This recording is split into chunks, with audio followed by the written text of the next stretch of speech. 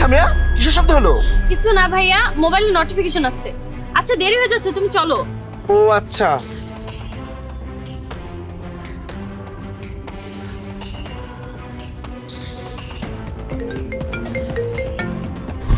এক মিনিট দাঁড়াই, আমার একটা কল এসেছে। ওকে, কথা বলে নাও। হ্যালো, জি বলুন। কি ইমার্জেন্সি? এক্ষুনি যেতে হবে? আচ্ছা ঠিক আছে, আমি আসছি। শোন সামিয়া, আমি এখন যেতে পারছি না, আমরা অন্যদিন যাব। তুই এখন বাড়িতে চলে যা। আচ্ছা ঠিক আছে ভাইয়া, আমি এখানে নেমে যাচ্ছি, তুমি চলে যাও। আচ্ছা আচ্ছা ঠিক আছে, তুই সাবধানে যাস। আর শোন, আমি মায়ের জন্য এই জিনিসটা কিনে এনেছি, আমি তো বাড়িতে যেতে পারছি না, তুই মাকে দিয়ে দিস। আচ্ছা ঠিক আছে, তাহলে আমি গেলাম।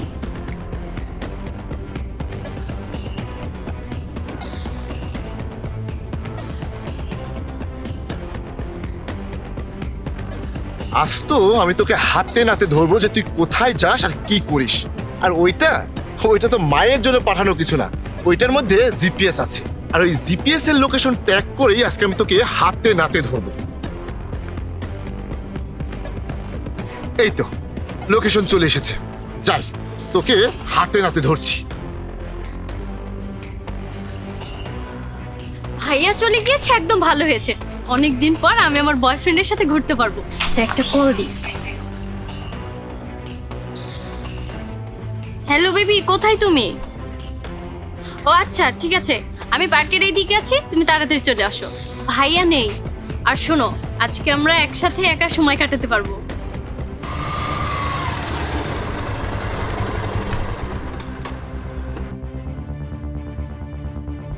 এই তো লোকেশনটা তো এখানেই দেখাচ্ছে, আবার কোথায় গিয়েছে? পার্কের মধ্যে? আরে জাহিদ ভাই না? তোমার বোনকে তো দেখলাম পার্কের মধ্যে একটা ছেলের সাথে ঢলাঢলি করছে। সি ভাই, আমি আর কিছু বলছি না। আমারও বোন আছে, আর আমার বোন না ডাক্তারি পড়ছে। এবার তো ব্যাপারটা ভালো করে দেখতে হবে। দেখছি পাড়ার লোকও কথা শোনাচ্ছে।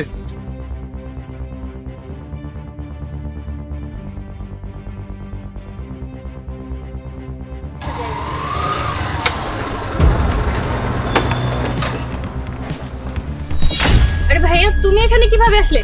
আচ্ছা যাই হোক, আমার কথাটাকে শোনো ভাইয়া। আরে ভাইয়া থামো, এভাবে কথা না শুনে এমন করছো কেন? এনাফ ইজ এনাফ, একদম চুপ। কে এই ছেলেটা? ভাইয়া এটা আমার বয়ফ্রেন্ড। বয়ফ্রেন্ড? এই সব লোফার ছেলেদেরকে না আমার খুব ভালো মতোই জানা আছে।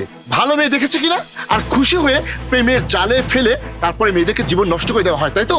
ভাইয়া আমার কথাটাকে শোনো। চুপ, একদম চুপ। ভাইয়া তুমি ওকে যেমনটা ভাবছো এমনটা না, অনেক ভালো ছেলে আর আমাকে অনেক ভালোবাসে। ভাইয়া এই দেখো, ওর একটা গাড়ি আছে, ওর সুন্দর একটা বাড়ি আছে, আর অনেক ভালো একটা জব করে। ওর কাছে এভরিথিং সবকিছু আছে। ও চাইলে আমাকে রানীর মতো করে রাখতে পারে, কিন্তু আমি তোমাদেরকে এসব কথা বলতে ইচ্ছে করে নিষেধ করেছি ভাইয়া।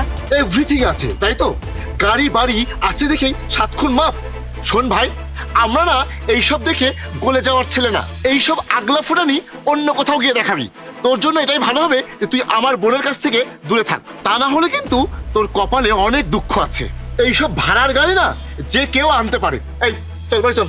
ভাইয়া চুপ, আর একটা কথা বলবি না।